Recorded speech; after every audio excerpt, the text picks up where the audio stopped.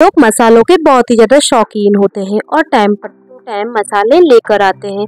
लेकिन क्या होता है कि एक तो हमारा जो किचन होता है वो बहुत ही छोटा होता है, स्मॉल किचन होता है और कंटेनर्स की भी बहुत कमी होती है, क्योंकि अगर स्मॉल किचन होता है तो इनको प्रॉपर रखने के लिए जगह नहीं मिलती है।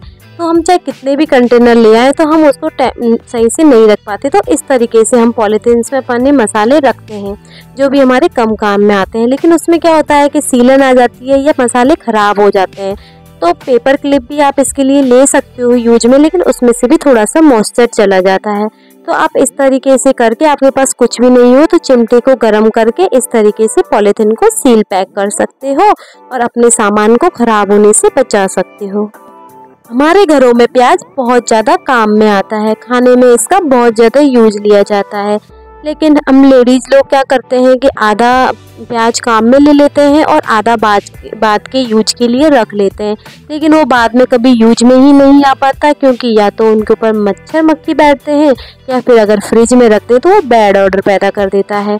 तो इस तरीके से फिर वो हमारा आधा प्याज खराब ही हो जाता है, उसको हम बाद में कभी काम में नहीं ले पाते। तो इसके लिए बहुत ही आसान सा ट्रिक है कि हमारे घरों में जो भी मार्केट से हम सामान लेकर आते हैं तो उनके साथ बहुत सारी पॉलीथीन आती है। तो हमको उस पॉलीथीन को लेकर थोड़ा कट कर देना है और इसको जिस तरीके से सीलिंग पेपर आता है आप या तो उससे इसको रैप कर सकते हो, और अगर आपके पास वो नहीं हो तो इस तरीके से जो नॉर्मल पॉलीथीन आती है उस पॉलीथीन को लेकर आप इस तरीके से इसको राउंड राउंड करके रैप कर फ्रिज में भी रख सकते हो और बाहर भी रख सकते हो। इसी तरीके से आप इसकी हेल्प से प्याज, टोमेटो, जो भी आपका आधा सामान हो और बाद में आपको यूज में लेना हो, आप सभी को रख सकते हो और वो ख़राब भी नहीं होगा और उसके ऊपर मच्छर मक्खी बैठने का तो कोई सवाल ही नहीं होता है। और हाँ, जब भी आपको काम में लेना हो तो पेपर खोला, पॉलीथीन खोली इस तरीके से, और उसके बाद आप इसको आराम से काम में भी ले सकते हो।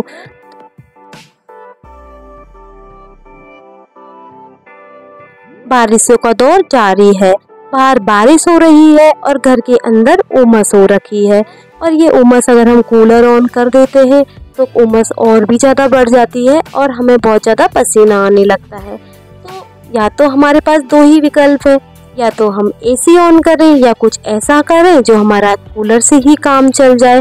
तो कूलर में क्या इस तरीके से सेटिंग दी हुई होती है, उनके नॉब दिए हुए होते हैं, उनकी हेल्प से हम उमस से छुटकारा पा सकते हैं। तो हमें क्या करना होता है कि जब भी बारिश होती है या हमें उमस महसूस होती है तो हमें सिर्फ फैन ऑन करना है कूलर का, और जो पंप वाला स्विच होता है उसको ऑफ कर देना है। तो मेरे कूलर में तो इस तरीके से हैं घुमाने वाले, आपके कूलर में अलग टाइप के भी हो सकते हैं, तो आप देख लीजिएगा। सिर्फ पंप ऑफ कर देना है और फैन